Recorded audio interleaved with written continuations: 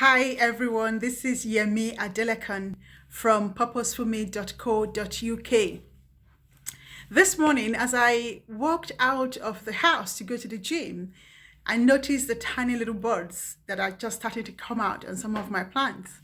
And it's always an exciting time for me, spring, not just because the weather is a bit brighter and it's easier to get to my 7:30 or 8:15 classes, which I dread.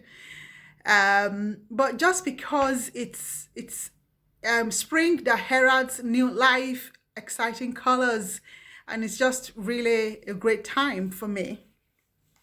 So today I want to share something about the chapter that you are in your book.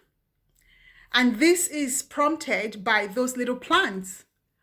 Because a lot of plants in my garden look really dead, dreary, dull, uninspiring over the winter time right through into March. They just look lifeless and not worth looking at all.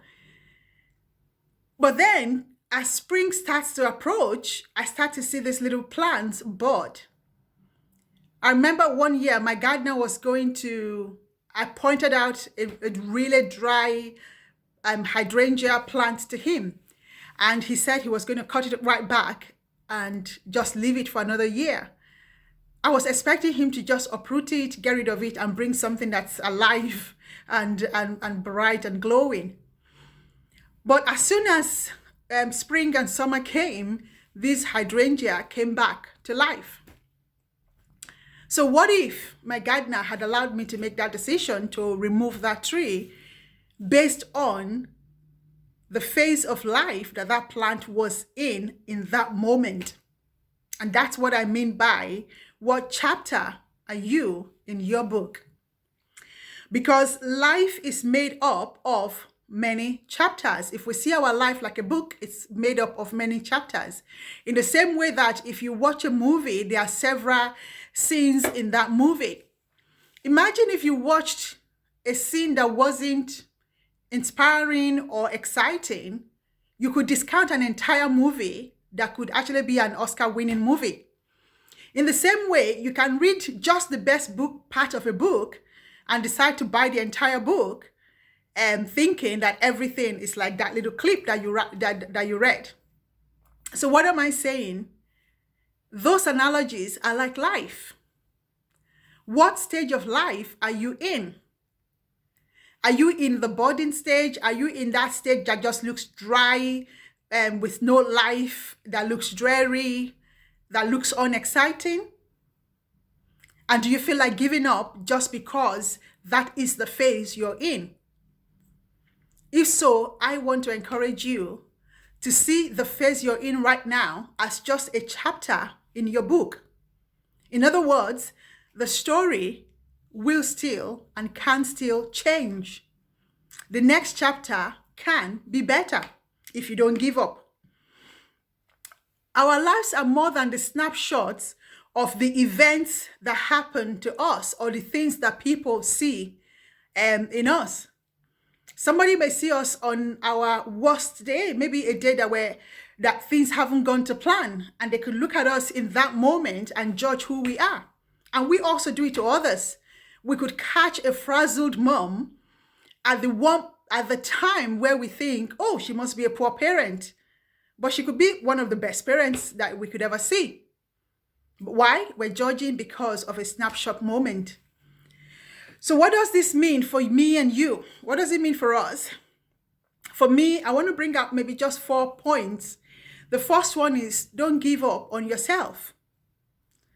Regardless of what chapter you are in your book, in the book of your life, don't give up. So this encourages me not to look at how things look like today, because what appears dead today could be alive tomorrow. And what appears unexciting today could suddenly go through a turnaround that makes it super exciting to people. Even when plants appear dead, there's a potential of life that's in them. And the same applies to us. Secondly, don't judge isolated moments or seasons. Again, there's that temptation to judge ourselves, to critique ourselves, to look down on ourselves just because of an isolated moment or season. We need to remember that a blip is just a blip, nothing more than that. So maybe things don't work out now, well, go again, have another go. The next chapter, when you rewrite that story, could look a lot different. Number 3, don't give up on others. And it's for the same reason that we don't give up on ourselves, that we shouldn't give up on others.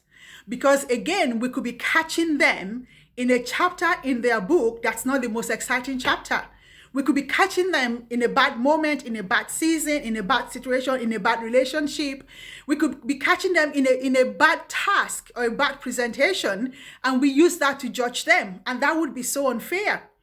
So in the same way that you show kindness to yourself, why don't you show kindness to others and just see them as having loads more pages still to come, or that have already gone before?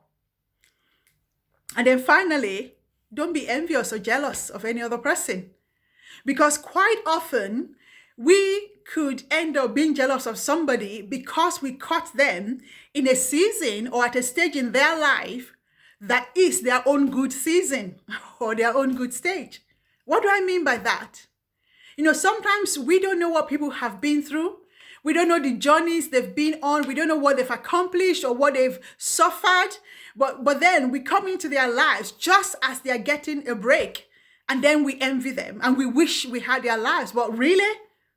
Would we wish we had their lives if we understood exactly what their journey looked like? Would we be happy to walk through that journey? Maybe not. And so my challenge to myself and my challenge to you guys today is to remember that there are many seasons in life, many chapters in the book, and many scenes in a movie. So see yourself, see your life in one of those analogies, and be kind to yourself in every season of your life, and be kind to others in every season of their lives. Thank you for watching this post and this video. And don't forget to subscribe and also check out the accompanying blog on purposefulme.co.uk. Thank you again.